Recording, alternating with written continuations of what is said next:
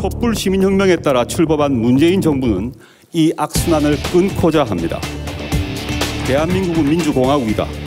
대한민국의 모든 권력은 국민으로부터 나온다라는 헌법 제1조의 정신에 따라 권력기관은 국민을 위해 봉사하도록 거듭나야 합니다. 현재 보시면 국민 주권 시대를 열어나가고 있는 문재인 정부. 적폐청산을 위해 권력기관 개혁을 국정 제1과제로 선정했는데요. 그중에서도 검찰 개혁을 최우선으로 진행하고 있습니다. 그동안 국민의 편보다는 권력의 편에 섰다는 비판을 받아온 검찰. 출범 1년 5개월이 지난 문재인 정부의 검찰 개혁 어디까지 왔는지 짚어봅니다.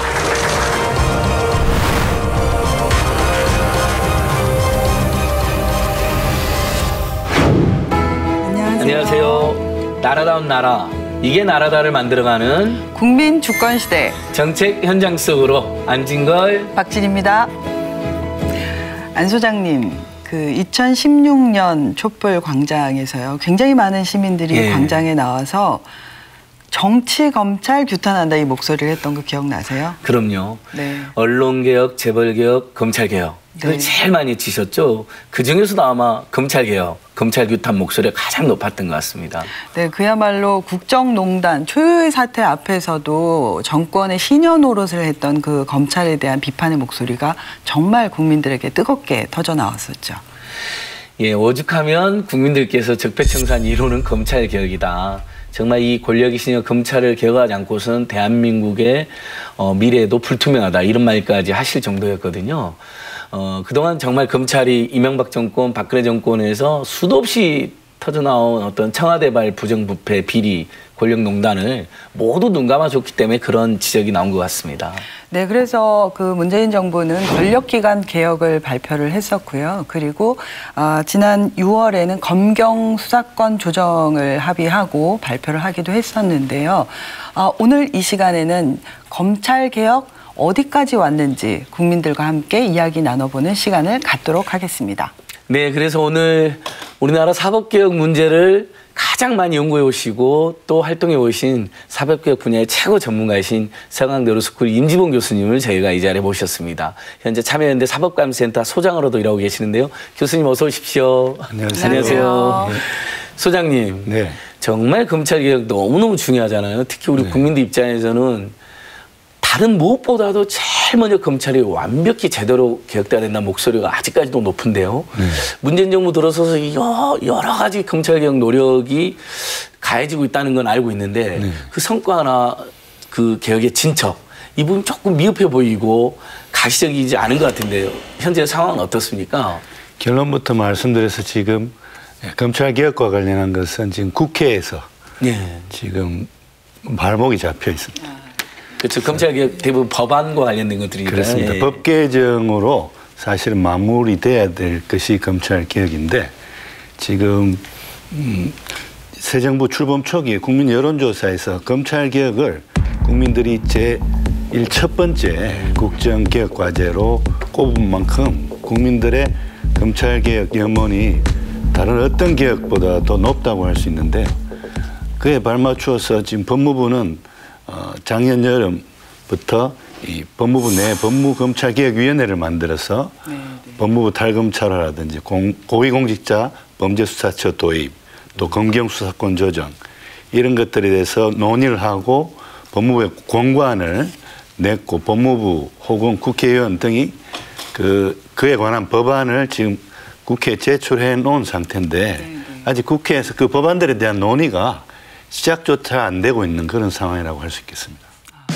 지난 6월 21일 수십 년 동안 끌어왔던 검찰과 경찰의 수사권 조정 문제가 진통 끝에 마무리됐습니다. 이로써 검찰이 지휘하고 경찰이 따르던 수직적 관계에서 경찰과 검찰이 상호 협력하는 수평적 관계로 바뀌는 계기가 마련됐는데요. 조정안에 따르면 검찰의 수사 지휘권이 폐지됩니다. 경찰은 모든 사건에 대해 1차적으로 수사와 수사를 끝낼 수 있는 권한이 주어졌는데요. 검찰은 기소권과 경찰의 재수사와 보완 수사 요구, 그리고 특수사건에 대한 직접 수사권을 가집니다. 또 일각에서는 그 정부 안에 대해서겠죠. 네. 이것이 실리는 검찰이 다 챙겼다. 네. 그래서 허울뿐인 통제권이다라는 예. 경찰의 비판들이 되게 예. 많거든요. 예. 부패, 경제, 금융, 중권, 선거 범죄에 네. 대해서는 검찰이 여전히 네. 지휘권을 갖고 있다 이런 비판이 좀 있는 것 같고요. 네. 그래서 어쨌든 이제 좀 시작은 해야 되는데 검경 수사권이 어쨌든 우리 국민이 모두 다 고대하던 개혁인데 법제화가 되면 실제로 검찰의 권한을 일정하게 좀 제한할 수 있다고 보시는 거죠. 예, 무엇보다도 검사의 경찰에 대한 수사 지휘권은 삭제되는 거죠. 네. 과거에 검사가 형사 절차와 관련해서 가지는 권한은 막강합니다. 이루.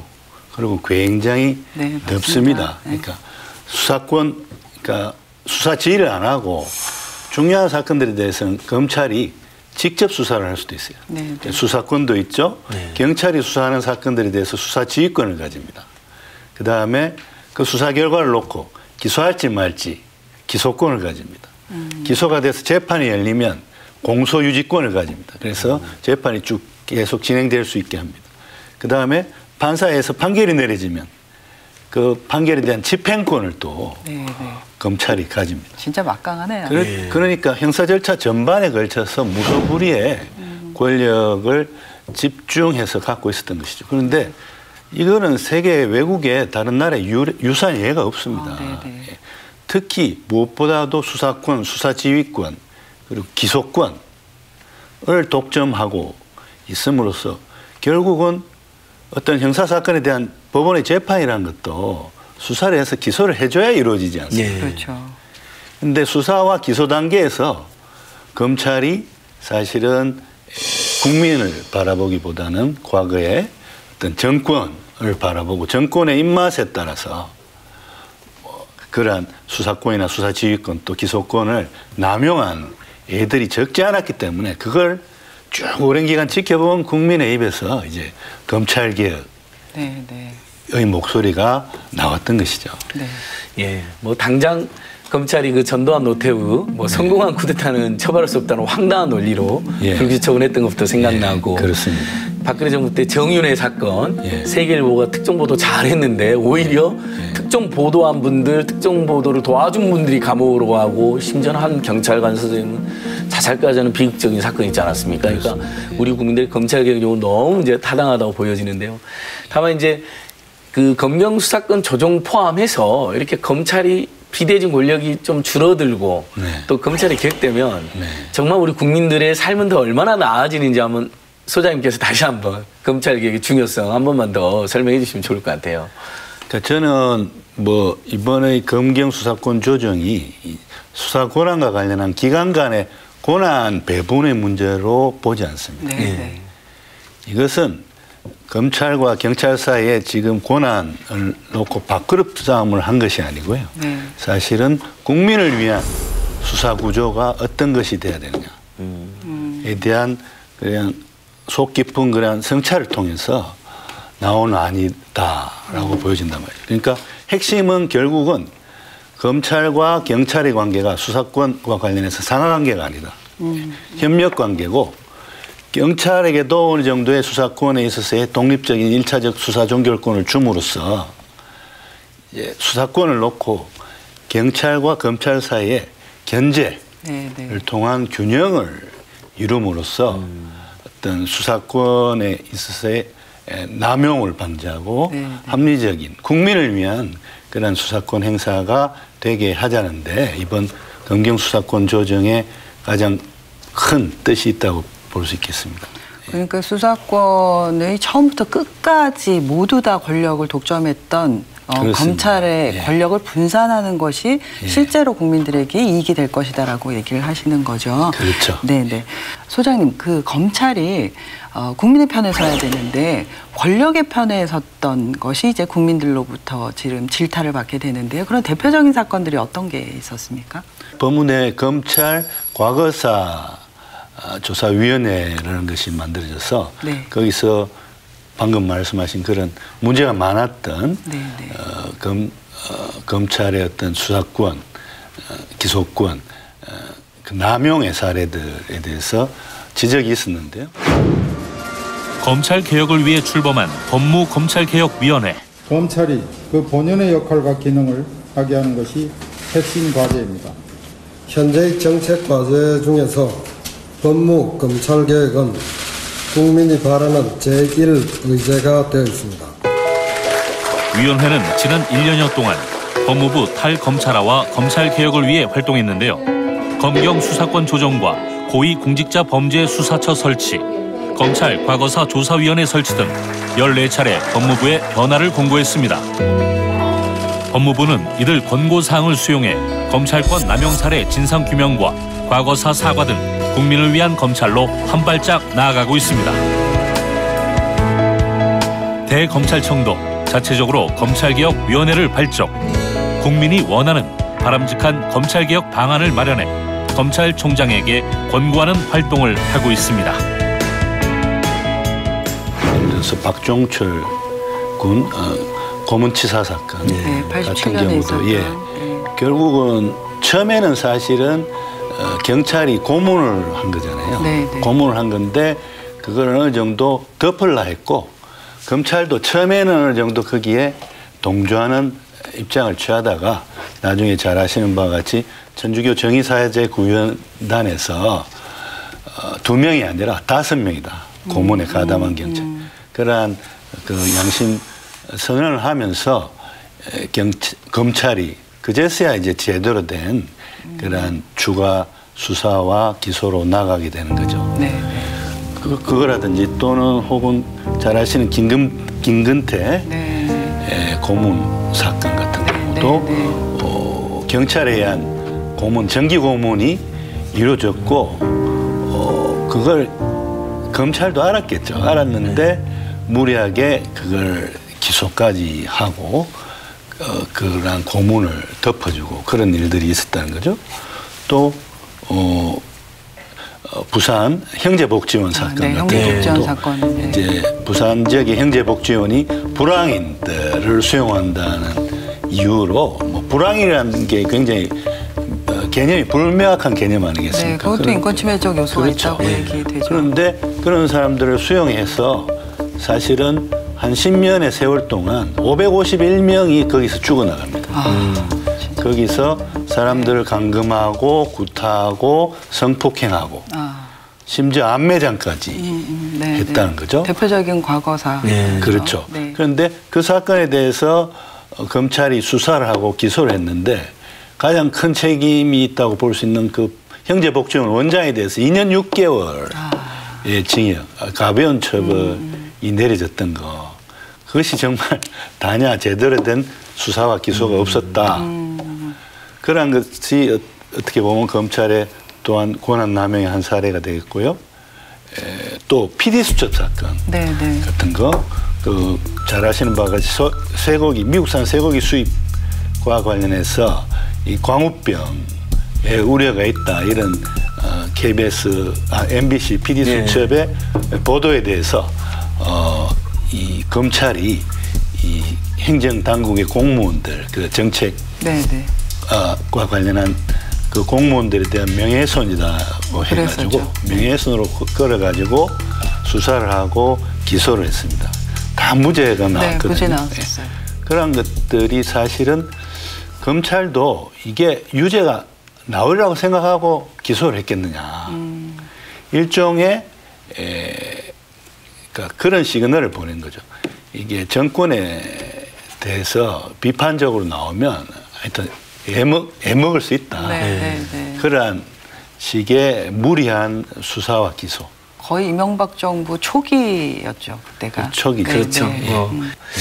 이번 검찰은 좀 이제 달라지고는 있는 것 같아요. 특히 이제 문무일 지금 검찰총장이 박종철 열사 아버님 병문안도 가고 또 돌아가셨을 때 또 빈소에 와서 지난날에 검찰의 과오를 사과까지 하지 않았습니까? 그래서 우리 국민들이 이제 검찰이 좀 달라지나 보다 이렇게 느끼고 있는 건데 검찰이 개혁된다는 것은 앞으로 그런 권력의 신여로서의 행태 또는 인권 침해 그런 수사 행태 이런 게 완전히 없어진다는 것을 의미하는 것이겠죠? 그렇죠. 그걸 없애야 되는데 사실은 너무 오랜 기간 동안 네, 사실은 그러한 것들이 이어져 왔고요.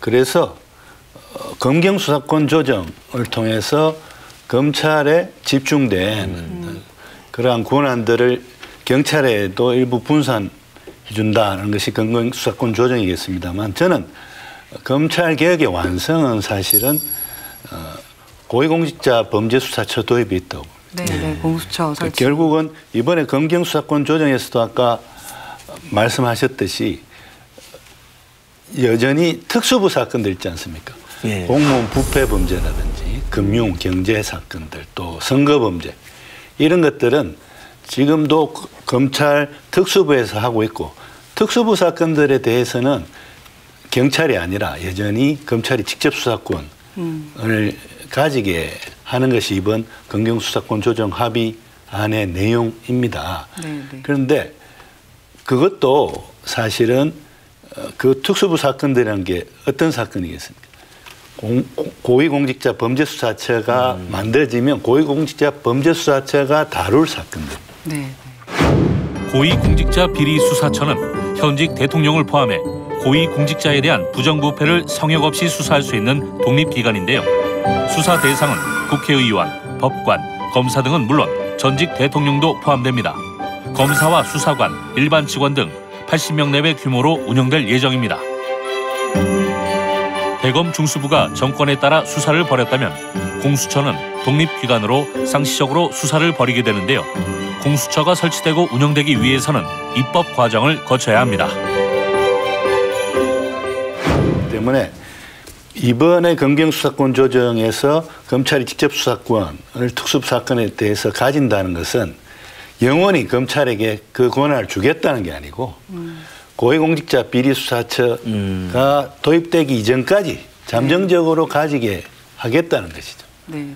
그래서 검경 수사권 조정만으로 지금 검찰 개혁을 좁게 볼 것이 아닙니다. 네, 맞습니다. 결국은 공수처 도입이라든지 또 법무부의 탈검찰화라든지 이런 것들이 계속 이어지면서 추진이 돼야 제대로 된 검찰 개혁이 이루어지리라고 봅니다. 네, 공수처 이제 얘기가 좀 넘어가서 이어서 얘기를 좀 하면은요. 국민들의 80% 이상이 공수처 설치를 찬성한다고. 예, 몇 번의 여론조사에서 계속 80%를 넘었습니다. 이제 진짜 최적기가 온 것 같은데요. 네. 근데도 아직 논의가 좀 지지부진하다라는 생각이 드는데요. 논의가 어디까지 진행되고 있나요? 예, 공수처 도입과 관련해서는 사실은 국회의원들, 박범계 이용주 의원안을 비롯해서 3개의 법안이 이미 국회에 제출돼 있습니다. 그리고 법무부 내에 법무검찰개혁위원회의 공수처 도입에 관한 권고안이 있었고, 그거에 근거해서 법무부가 안을 하나 만든 게 또 있고요.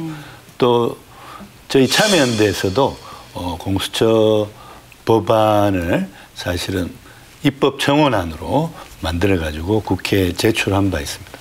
그래서 그 법안들이 내용은 조금씩 다릅니다만 결국은 핵심적인 내용은 이제 수사권도 수사권이지만 이제 기소권과 관련해서 검찰이 기소권을 독점하는 것은 우리나라에만 있는 특유한 현상으로서 굉장히 오래된 거거든요. 공수처 도입의 가장 큰 의미는 저는 검찰의 기소 독점주의를 깨는 데 있다고 봅니다. 그러니까 고위공직자의 여러 중대 비리 범죄에 대해서는 공수처가 수사도 하고 기소도 할 수 있게 한다는 거죠. 과거에도 수사권의 일부 수사지휘권이 있었습니다만 경찰도 나누어 가졌는데 기소권은 여전히 검찰에게 독점돼 있었단 말이에요. 네, 이번 개혁안에서도 결국은 기소권은 검찰이 가지고 있죠.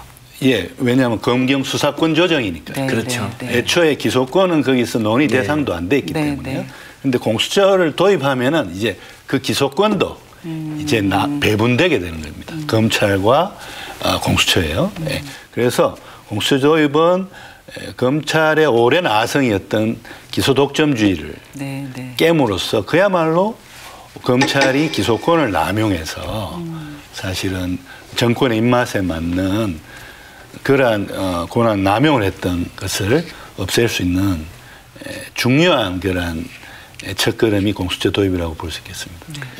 예, 검찰이 뭐 기소권을 장악하고 있는 것은 거기다 뭐 기소 독점주의에다가 예. 또 심지어는 아까 말씀드린 것처럼 불기소 처분을 남발해가지고 권력형 비리라든지 권력자들에 대해서는 기소 편의주의까지 이제 맞습니다. 가지고 있어서 더 큰 문제인데 공수처가 이제 생긴다는 건 기소권을 또 행사하는 권력형 비리에 대해서 이렇게 기소권을 행사하고 당연히 상호 견제되다 보니까 기소 편의주의로 기소를 함부로 안 하는 그런 일도 확 줄어들게 되는 것이죠. 예, 또 다른 의미도 있습니다. 뭐냐면 이때까지 검찰이 검사와 관련된 사건들, 비리 사건들 수사에 있어서는 제 식구 감싸기 식으로 소극적인 수사를 해서 뭐 무혐의를 한다든지 뭐 기소유예를 한다든지 뭐 기소를 하더라도 뭐 충실한 수사를 한 게 아닌 건 아니냐 이러한 의혹을 사는 일이 많았는데 공수처가 수사 대상으로 하는 것은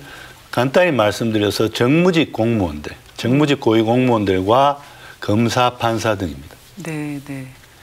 그렇게 되면 검사에 의한 현직 검사나 혹은 검사 출신 변호사 등에 대한 제19 감사기식, 솜방망이, 그러한 수사, 기소 이런 것들을 막을 수 있는 것도 공수처 도입의 큰 의미라고 할 수 있겠습니다. 네. 또 법무부의 행정과 관련해서도 과거에는 대부분 중요 요직은 다 검사가 차지하고 있었습니다. 네, 네. 그렇다 보니까 원래 법무부라는 것이 이 검찰의 어떤 권한 행사를 통제하고 제어하고 감독해야 될 기관인데 그 주요 요직을 법무부의 주요 요직을 검사들이 독차지하고 있다 보니까 법무부의 검찰에 대한 견제권이 제대로 행사되지 못했던 것이죠. 그래서 검사들을 법무부의 주요 요직에서는 이제 내보내고 거기에 그야말로 법무행정 전문가들이 가서 행정을 함으로써 어떤 법무부에 의한 검찰의 적절한 견제와 감독도 이루어져야 되겠다. 이 세 가지가 이루어진다면 우선의 검찰개혁은 굉장히 성공 단계로 진입할 수 있다고 생각하고요. 그 위에 또 장기적으로는 검사장 직선제 같은 것들이 도입된다면 그야말로 검찰은 국민을 위한 검찰로 거듭날 수 있지 않을까 생각합니다. 네. 후보들과 정당들은 검찰개혁을 그리고 고위공직자 비리수사처 설치를 약속했었습니다. 그래 지금 매우 유감스럽게도 지금까지 공수처 설치는 난망하기만 합니다. 검찰개혁의 핵심이 될 공수처 설치에 대한 입법 논의가 마지막 관문인 국회에서 지지부진하자 다시 시민단체가 나섰는데요. 경실련, 참여연대 등으로 구성된 공동행동은 기자회견은 물론 입법 촉구 투쟁을 이어가고 있습니다. 글쎄요, 잘 포장된 꽃길은 아니라고 봅니다. 험로라고 봅니다. 험로. 왜냐하면 이게 사실은 작년에도 이제 공수처 법안에 대해서 빨리 심의를 해라 이런 국민 여론의 압박도 굉장히 셌지 않습니까? 시민사회 단체들도 그러한 요구들을 줄기차게 했었고 참여연대는 입법 청원안까지 냈고요. 그런데 이게 어디서 발목이 잡혔냐면 이제 소관상임위원회가 공수처 도입 같은 경우는 법제사법위원회인데요. 법제사법위원회에 소위 검사 출신, 유사 출신 국회의원들이 많습니다. 그래서 그분들이 굉장히 이 공수처 법안에 대한 상정과 논의에 굉장히 소극적이었고 특히 이 야당의 그런 법사위 위원분들 같은 경우는 이게 대통령이 사실은 공수처장을 임명을 쥐락펴락해가지고 결국은 대통령에 의한 공수처를 통한 야당 탄압으로 이어질 수 있다. 하면서 그런 것을 이유로 논의에 굉장히 부정적이었단 말이에요. 그래가지고 사실은 공수처 논의에 대해서 법사위에서 논의 시작조차 안 하니까 사법개혁특별위원회를 만든 겁니다. 사법개혁특별위원회를 만들어서 공수처 법안을 비롯한 여러 가지 검찰개혁과 관련한 법안들에 대한 논의를 하라고 만들었는데 그 사법개혁위원회도 1차 사법개혁위원회는 본격적인 심의조차 안 하고 이번 겨울에 시한 종료로 종료됐어요. 그리고 그 후에 최근에 다시 공수처법 등을 논의하기 위해서 사법개혁위원회 2차 사법개혁위원회를 구성한다 하고 박영선 의원을 위원장으로 임명을 했는데 지금 결국은 자유한국당에서 사법개혁위원회 위원들을 추천을 해줘야 임명을 하는데 추천을 보이콧함으로써 지금 2차 사법개혁위원회도 지금 본격적인 시작을 못하고 있는 그런 상황입니다. 국민들이 아주 진짜 무서운 눈으로 계속 쳐다볼 방법밖에는 없는데 어쨌든 이 공수처가 설치되는 걸 굉장히 싫어하시는 건 아닌가라는 그런 합리적인 의심을 할 수밖에 없고 말씀하신 대로 꽃길은 아니지만 마침내 가야 할 길인 것 같습니다. 그렇습니다. 네, 소장님, 그 거대한 이 검찰 집단이 자체 개혁이 가능할까? 이것도 국민들이 갖고 있는 또 궁금증이긴 한데요. 네. 자체 정화나 뭐 이런 변화가 가능할까요? 어떻게 생각하세요? 예, 저는 검찰도 그렇고요. 요새 문제되고 있는 법원도 그렇고. 네, 네. 이 법원이나 검찰과 같은 권력기관 스스로에 의한 셀프 개혁이라는 것은 사실은 저는 거의 불가능하다고 봅니다. 네. 왜냐하면 그러한 막강한 권한들을 가졌고 또 유지해왔고 누려왔던 기관들이기 때문에 아무리 개혁적으로 하려 해도 국민의 밖에서 그러한 권력기관의 어떤 권한 남용을 바라보고 문제의식을 갖고 개혁을 원하는 국민의 눈높이와 네, 네. 내부자들이 보는 그 개혁을 위한 눈높이는 다를 수밖에 없거든요. 네, 네. 특히 검찰개혁과 관련해서는 검찰이 과거에 검찰총장 바뀔 때마다 검찰개혁위원회 만들어가지고 셀프개혁 한다고 얼마나 했습니까? 네, 네, 네. 검찰총장 바뀔 때마다 셀프개혁의 노력들이 있었습니다. 그런데 그게 진정한 개혁으로 이어진 적은 한 번도 없었습니다. 그야말로 미봉책적인 것이었고 그래서 진정한 검찰개혁을 위해서는 국민의 눈높이에 맞게 외부에서 나서야 된다. 네, 네. 그 나서주는 것이 시민사회단체라든지 혹은 국민 여론이다. 저는 그렇게 봅니다. 우와, 교수님 정말 검찰개혁의 내용을 아주 조목조목 써머리. 예. 저도 공부가 엄청 됐습니다. 아마 우리 시청자들께서도 아, 이게 검찰개혁의 핵심이구나. 잘 이렇게 각인되셨을 것 같은데 오늘 정말 귀한 시간 내주셔서 정말 좋은 말씀 잘해주셔서 정말 고맙습니다. 교수님. 감사합니다. 감사합니다. 네, 지금까지 임지봉 교수님과 함께 검찰개혁의 내용과 방향에 대해서 정말 조목조목 잘 살펴봤습니다. 오죽하면 대한민국 적폐청산 1호 검찰개혁이라고 우리 국민들이 외치고 지금도 갈구하고 있겠습니까? 검찰이 바로 서야 나라가 바로 선다는 말도 있죠. 완벽하고 제대로 된 검찰개혁을 시청자들과 국민들과 함께 계속 호소하고 지켜보도록 하겠습니다. 네.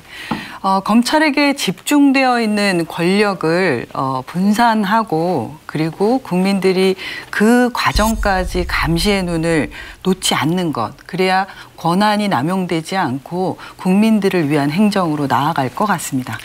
예, 맞습니다. 부패한 검찰, 권력이 신여 검찰은 이 땅에 필요 없습니다.